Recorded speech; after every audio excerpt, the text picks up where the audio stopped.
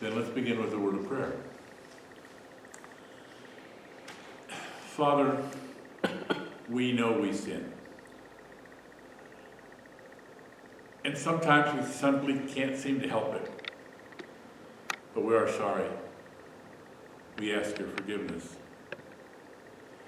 Let us go on our way knowing that we have been forgiven through the grace that you have sent to us via your Son. Thank you for forgiveness of our sins. In Jesus' name we thank you. Amen. All right, let's go with the Gospel of John, chapter 8, beginning at verse 1. And verses 1 through 6, please. Then each of them went home, while Jesus went to the Mount of Olives. Early in the morning he came again to the temple. All the people came to him, and he sat down and began to teach them. The scribes and the Pharisees brought a woman who had been caught in adultery, and making her stand before all of them. They said to him, "Teacher, this woman was caught in the very act of committing adultery. Now in the law, Moses commanded us to stone such a woman. Now what do you say?" They said this to test him, so that they might have some charge to bring against him. Jesus bent down and wrote with his finger on the ground. Okay. What do you hear? What's there? Talk to me. Well, clearly these people were bringing this woman before Jesus to test Jesus, not to test the woman. Right, they knew what they were going to do. Yeah. Where's the man? It doesn't matter. But in the law, Yes. the man and the woman Right. Yep. were subject to stoning. You don't just Good call point. them. Okay. I agree with Right. Dan. You're Yeah. right. That stood out, and I wondered where the man was. Yeah. Absolutely. Okay. She was caught in the act, which means he was there. Yeah. Yeah. And it's simply not reported by John. Hopefully he's already been taken off and stoned, of course. Yeah, right. Okay, that's a very good question. I don't know the answer. There's no hint at all anywhere about an answer. However, caught in the act, would that be sexual intercourse or anything close to it? You would assume that's what they're talking about. That means someone saw her and him going to a certain place. They reported it so they could come down and observe it through a window or whatever and then rush into the building, right? Or however they Well, not did it. necessarily. It could have been just circumstantial. Saw them both going into her house or something. I mean, we don't know. No, we don't. I'm just speculating, I'm just wondering. Caught in the act. In Muslim society at the current time, caught in the act could simply mean she didn't have her mask on. Mm-hmm. Or that she was in the presence of a male not of her family. So we don't know, okay? But you're right. The law says both shall be stoned, okay? But the reality has never been that, as far as I've seen. Okay? All right. Anything else you notice here? Well, they set her in the center of the court, so I assume that means like a village courtyard or something like that. Okay. But location-wise, they brought him, no doubt, to where Jesus was to create this disturbance, so Correct. to speak. They brought her to him in the temple court. Okay. Well, okay. So like the portico. Yeah, because he went to the Mount of Olives, so okay, yeah. He went there, but in the morning, that was at the end of the evening. In the morning, he's going into the temple. And so he goes into the temple, sits down, begins to teach, and they brought the woman to him. Now, I think that's a little unusual. Therefore, we know it's a test. It's not typical to haul them across the temple courtyard. to just some itinerant rabbi. Yeah, he's been at it for a couple of years now, but he's uneducated, according to them, remember from last week. He's uneducated, just a teacher. He speaks with authority, but he doesn't have any as far as No. they're concerned. Not as far as the temple people are concerned. So, yeah. Okay, anything else strike you?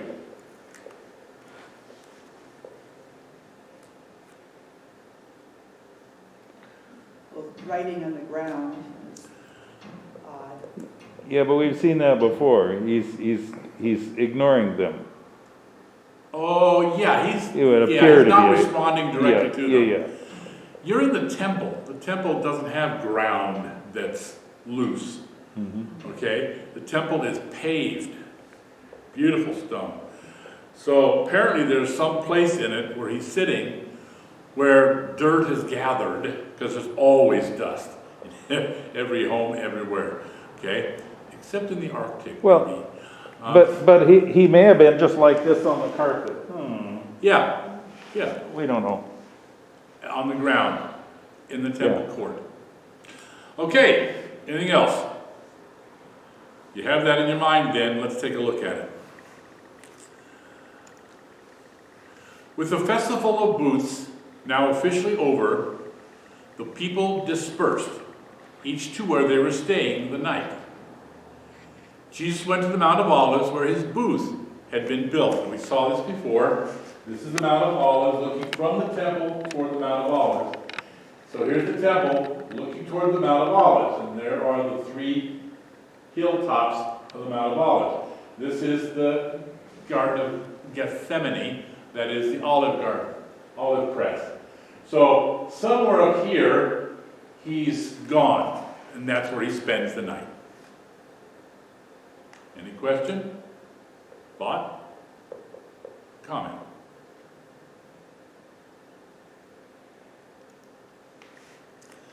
Early in the morning, Jesus went back to the temple complex and sat on a step under the portico of Solomon and taught. You teach under the portico of Solomon. He comes in the eastern gate and he turns up, and to my speculation, he comes up to this corner up here. He comes in here and then comes down. The corner is right here below you. Okay? This is the portico of Solomon. Okay? This goes down to the eastern gate. The temple is off here to the right. This is the court of the Gentiles, which you see here.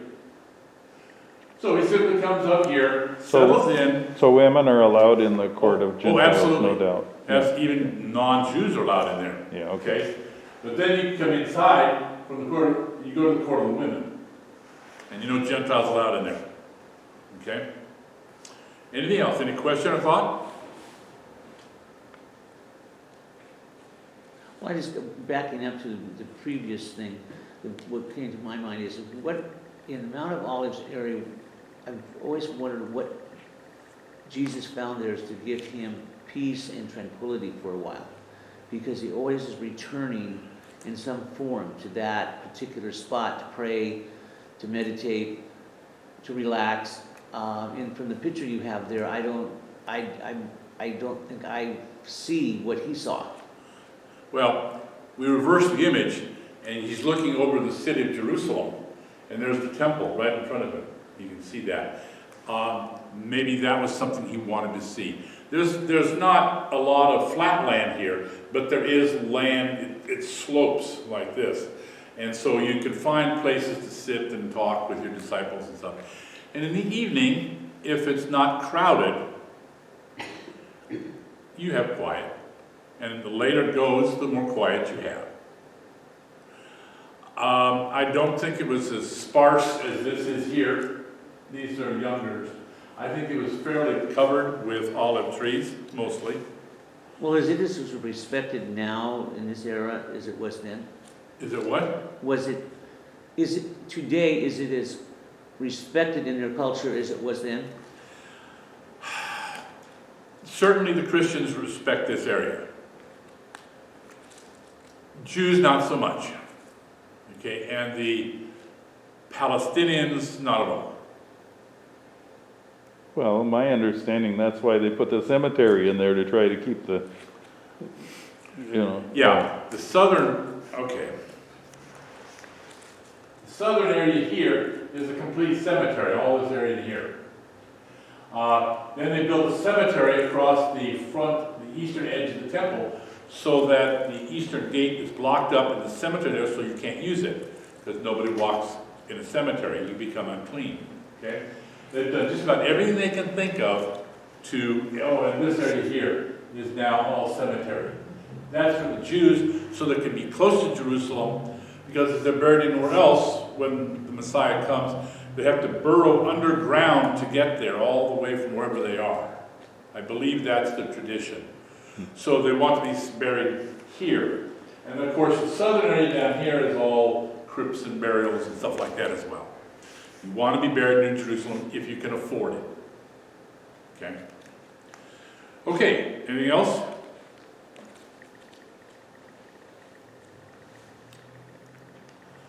All right, after a while, Jesus became aware of a rustle of noise and motion coming toward him.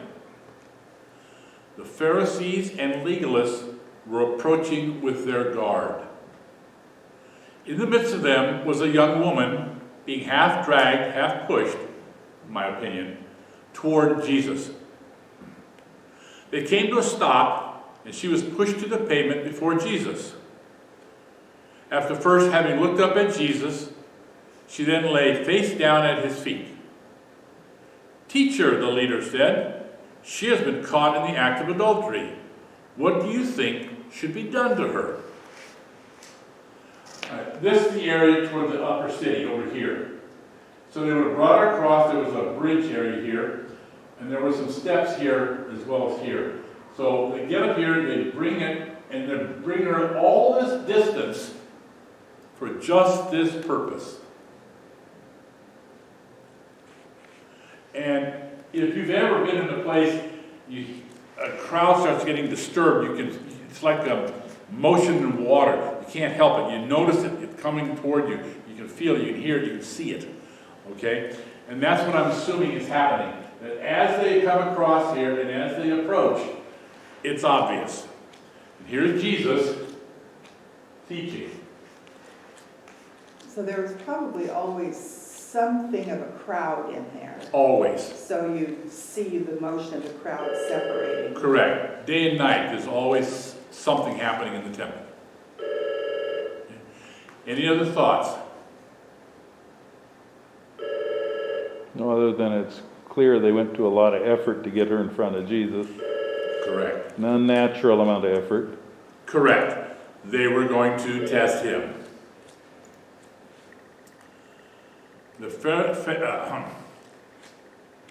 I think I quoted that again. But this is a picture I have found on the internet where they're outside the temple and they're accused. Here's Jesus sitting down and they're dragging her in. Okay, but this is outside the temple area, according to the picture. That's all I wanted to bring up. But this is the idea. They're bringing her in through the crowds. They wanted to take her out of the temple area and stone her to death, and that's stoning. Take these rocks, you would not stone them to death in the temple. You drag them out, you would pollute the temple. Okay? You drag them outside the temple area to where there's a bunch of rocks, and you just beat them up.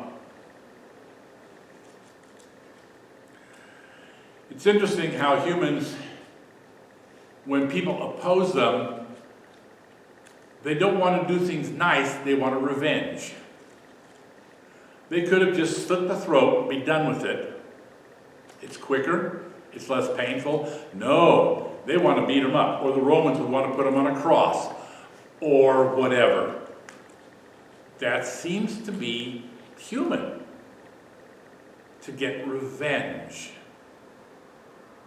Suffer for having dared to challenge me. Suffer. And that's just as true today as it was then. It's part of human nature. I don't disagree with you, but I think that the stoning was the punishment that had been instructed by God, what they were to It do. was instructed by Moses at the time, yes. And again, I'm not going to say that was from God, okay? But Moses, I think, was just as susceptible to human nature as anybody else. This is, you do this, make them suffer as an example to others of what will happen, so don't do it. That's true. Well, and so, at least in Moses' time, the stoning was something that was very visible. All of the people were supposed to go participate in that. So if that's the case, everyone is aware, okay, this could happen to you if you did Correct. whatever it was. Therefore, don't get caught at the very least. Yeah, Okay? Not everyone was required to be there, but certainly it was a public spectacle, right. like the Romans with their Colosseums, okay? Or their crucifixions were done in a place that everyone would have to see, okay? Okay, anything else? Adultery was a matter of an engaged or married woman having sexual intercourse with someone other than her husband.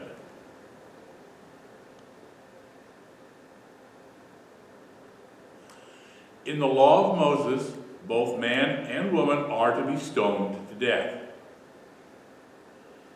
But this was a trap. The Pharisees knew the rumor that Jesus' mother had been pregnant before she had gotten married. That's my speculation. Would Jesus take pity on this woman and release her and thereby violate the law of Moses?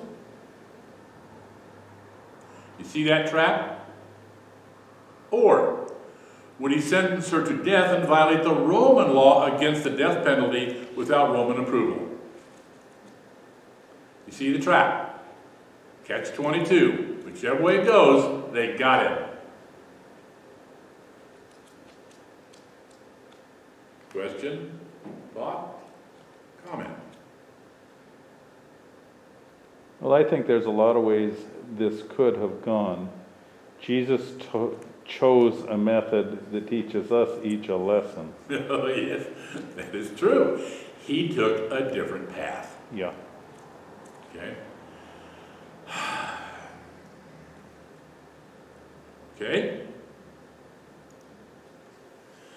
But Jesus put his head down and doodled in the dirt that had collected on the step. Now, I put him up here because all that is leaves and stuff. Is dirt. And I could just see him here doodling. But this is what I got off the internet. Okay? There's a number of people that speculate on what was he writing in the dirt. It was doodling. It was not specifically a writing. What was he doing? You said it before. Well, he was visibly ignoring the people that were offering the challenge. Yeah, he just goes, okay, that's what they're doing. So I'll just sit here and I'll just kind of doodle. Notice he's left-handed here. Oh, yes. I thought I would mention that for you. Okay? And so would be the person here picking up the rock because it's in his left hand, you see. So all is left-handed here. Okay. Sorry. It's a personal thing here. And there she's leaning up against the wall. But I put it here because when I took the picture of the model, this is what I saw. And that's why I've always put Jesus up into that corner. But that's just been me. He's doodling to show he's not paying attention. He's thinking, but he's not going to respond the way they want. He knows what he's doing. Question, thought, or comment?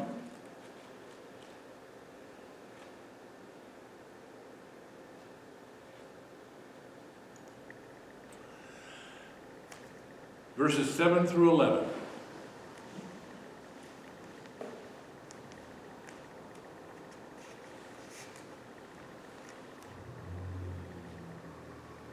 When they kept on questioning him, he straightened up and said to them, "Let anyone among you who is without sin be the first to throw a stone at her." And once again he bent down and wrote on the ground. When they heard it, they went away, one by one, beginning with the elders, and Jesus was left alone with the woman standing before him. Jesus straightened up and said to her, "Woman, where are they? Has no one condemned you?" She said, "No one, sir." And Jesus said, "Neither do I condemn you. You go your way, and from now on do not sin again." Okay. What do you think? I just find those words that he spoke, if indeed those are correct, profound. Still, when you've been through it, forgiveness is very hard. Whether he told me that or...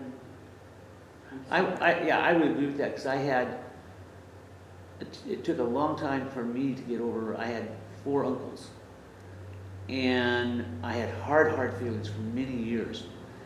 And my wife heard me tell this story over and over again, and she finally looked at me one day and she says, "Who is being hurt? You or them with this feeling?"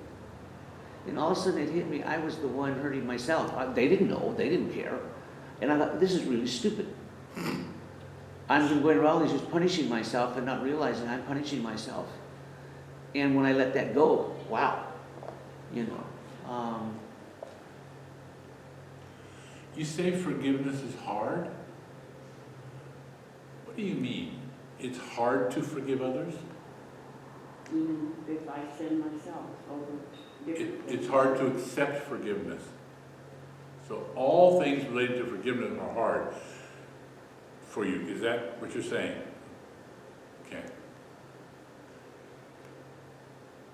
I know that when you look at this, so in that day, if someone were caught in adultery, they of course had this rule about the stoning, but they also had divorce rules about adultery. And you could just divorce her. And you know that that was probably more common than a stoning. Yes. Absolutely. You just write a certificate of divorce and be Now, done. she couldn't divorce him, of course, if he were unfaithful, but that's a different animal altogether. Yes, that's In true. later years, Well, yeah, but not in these times. The woman had no say. Yeah. Notice, I'm going to say, he did not forgive her. There's no forgiveness involved in this.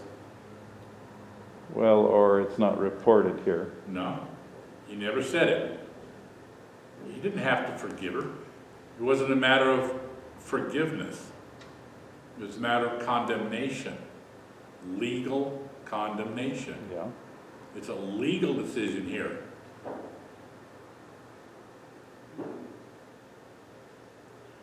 What I notice is who got it first and who got it last, from what he said. Well, the older ones. Yeah, us old guys and old gals, we perceive things. We have a little wisdom in our head. And they go, okay, wait a minute. Without sin, in reality, in myself, not that has been exposed, but without sin, yeah, I've gotten away with a few of them. I have sinned. Young people don't think that way. Young people are wildly idealistic.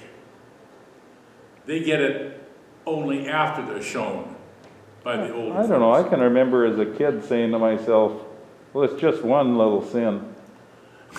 Just one little thing. Before I did something I wasn't supposed to. And, oh, yeah. Before? Oh, yeah. I can remember doing that. Yeah. Okay. 5-year-old getting into the cookies, well, it's just one little. One little thing. Yeah. Yeah. I didn't think of that as a sin. I just thought of that as being naughty. After, I didn't get caught very often. Well, never mind. My sister and I had to walk to school. Everybody had gone already. We were young ones. We were going to elementary school. And his mother was a teacher. so Mother's a she teacher, was- she's gone. So, what my sister and I did would take a box of powdered sugar and make frosting and take it with us to school. Eating it on the way. Eating, yeah. I don't remember Mom ever catching us, but she must have noted her supply got decreased. It was wrong. We knew it, but we did it. Okay. This is not being asked, there's not a forgiveness here, there's a crime involved, a breaking of the law. That's the Jewish perspective here, okay? You don't forgive a crime. You punish it according to the Torah's direction, okay? The Torah's direction here says they are both to be stoned. Okay? But the Roman law said if it's not an instant, immediate, total emotional wave, if you have any time to think about it, you must bring it to a Roman authority if death is involved. Period. That made the way they made their control. So, Jesus, finding a new path from what they were used to, looks at them and says, which one of you has never sinned? If you are perfect, you can be the first one to toss a stone. If you're not perfect, maybe you too should be stoned. He didn't say it. But they are subject to the law, subject to the punishment of the law. Okay, anything else? Thought, comment, question?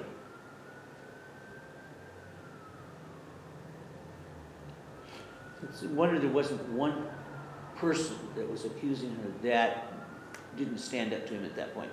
You would think out of all those that were accusing her and had that theoretically a stone in their hand, Right. that they did not look at him and say, hey, talk back to him. It would be human nature. Right. And they make it sound like, leave with this one sentence. They all accepted their fate and just walked away. Let's add the time sequence to it. And first of all, they don't hold the rocks. That will come. They'll holler off Right. to get rocks.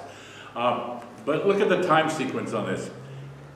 He looked at them, and that means looking at them. Individually, each one of them. Okay? And then he says, if you have no sin, you can do this.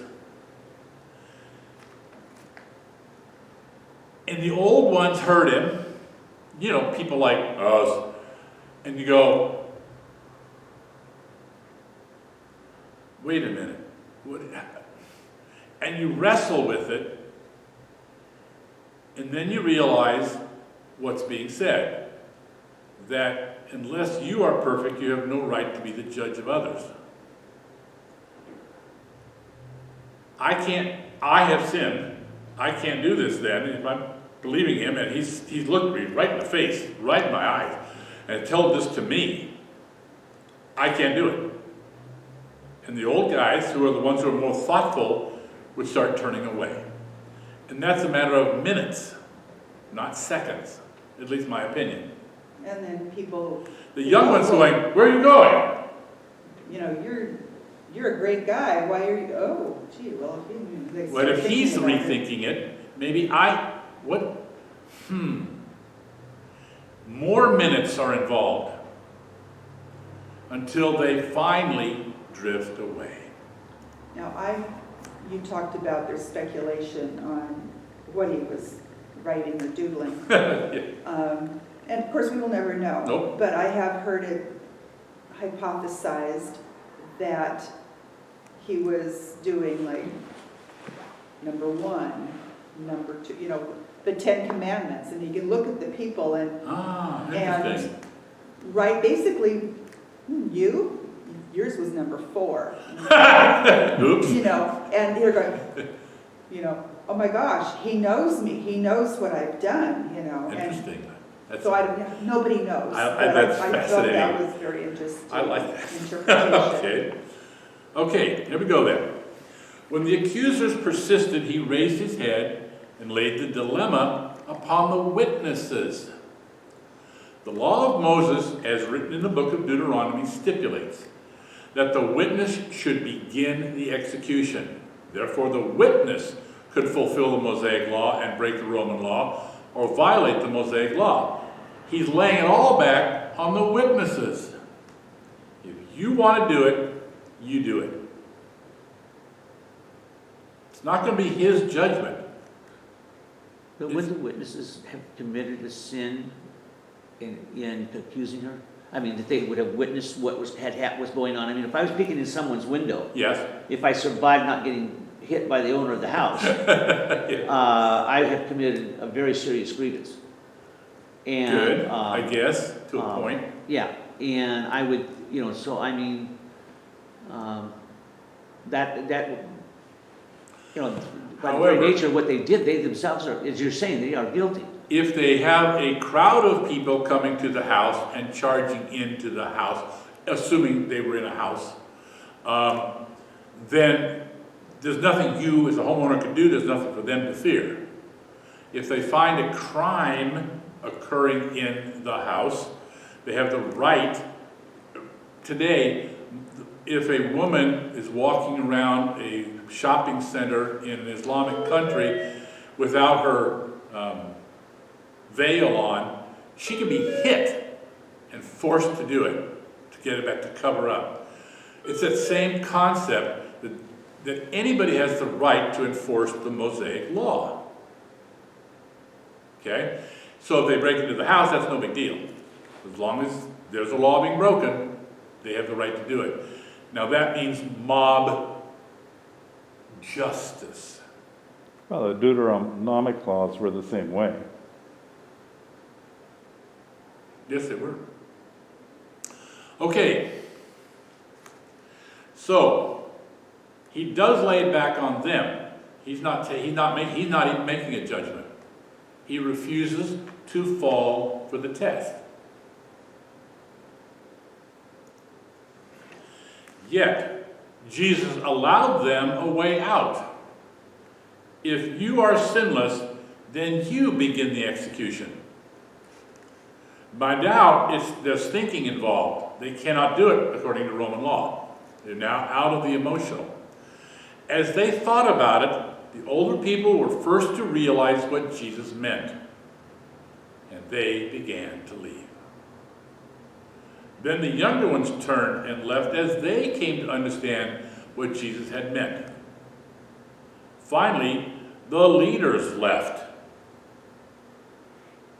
So another piece of this just occurred to me, and that's under Roman law, for violating the law, they could have taken them to the Romans and said, here, we caught them doing this. Right. Just like they did with Jesus, right? Mm-hmm. So they could have done that, but the Romans were in a society where that was, orgies were the norm. Common. Yeah. Okay. And so, this woman got caught doing what you do all the time. So what? So what is exactly right? The Romans would have gone, we don't care.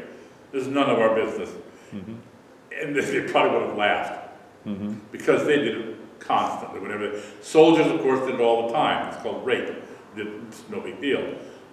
That's part of demoralizing the culture that you come to dominate. Okay? Happens all the time. Yeah, the Romans, they would have laughed in their faces. Okay? Okay.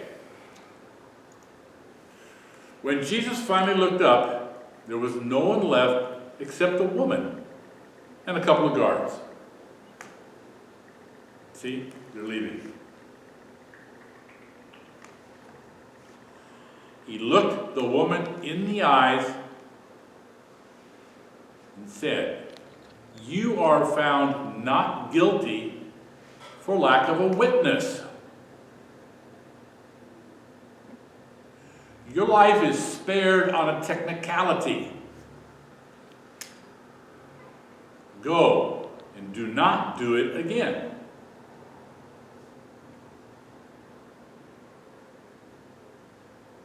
It's my interpretation.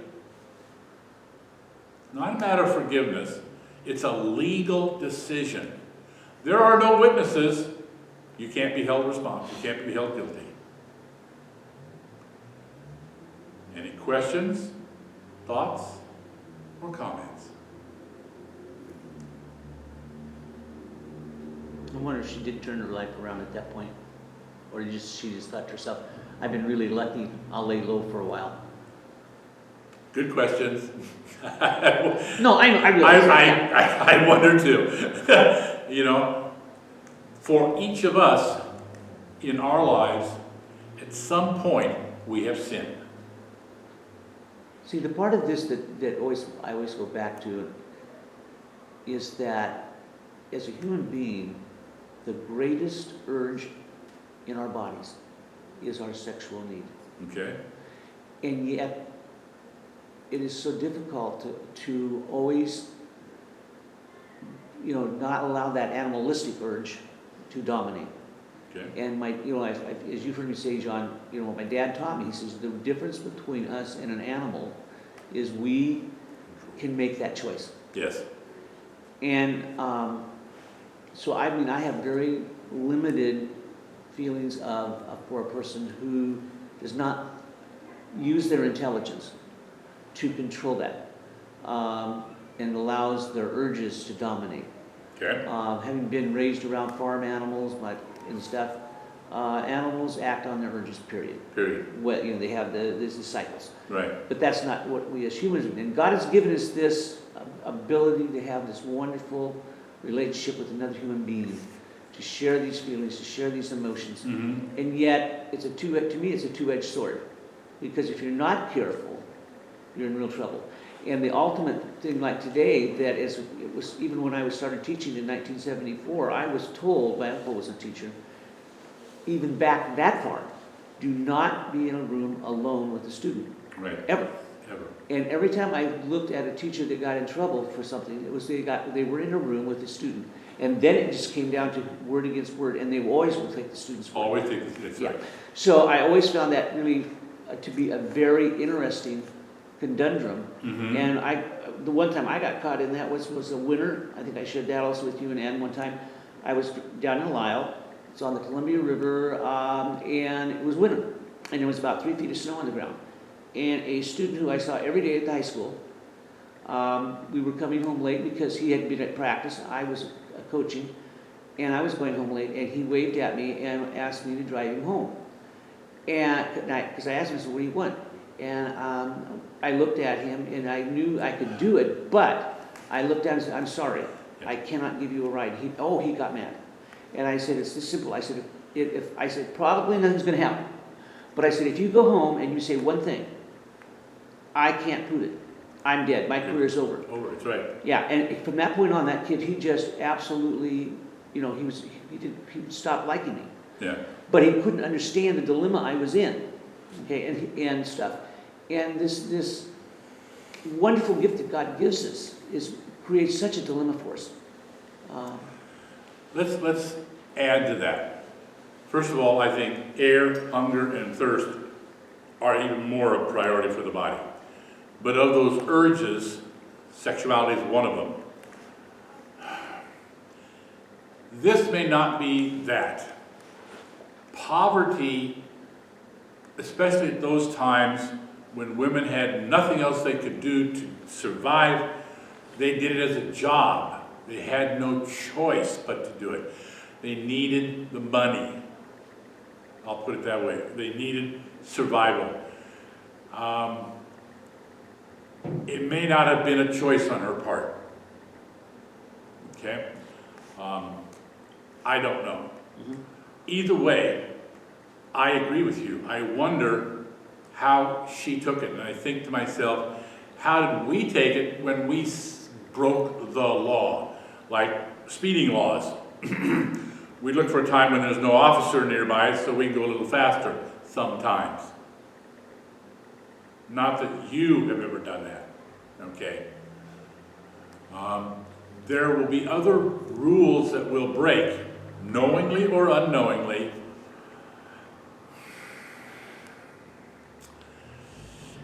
we know we shouldn't. And if we get caught, we have to pay the price. We just hope we don't get caught. If we get caught, then we try to do it more carefully next time. Is that not human nature? You've never done those things, right? Yeah. None of Boulevard stops like a stoplight and stop sign. Yeah. I look. Yeah, it's clear. There's no problem. Except for that officer sitting right over there who gave me the ticket. Okay. Any questions, thoughts, or comments on this incident? Well, I think there's some interpretation that this may have been Mary Magdalene. Yeah, but that's not likely. She was far north and was a follower long before this happened. Okay. So I don't think that's likely. The other part of it is to have your life look like you're facing certain death and have that go away, seemed to me like that had to have been a life-changing experience, probably. I think that would certainly, to find mercy where there was nothing but judgment, has changed our lives. Yeah. Because we found the Lord, and that's mercy. To forgive us and to grant us eternal life with Him. Yeah, it changed my life. All right. Next week, the Judean mission will continue.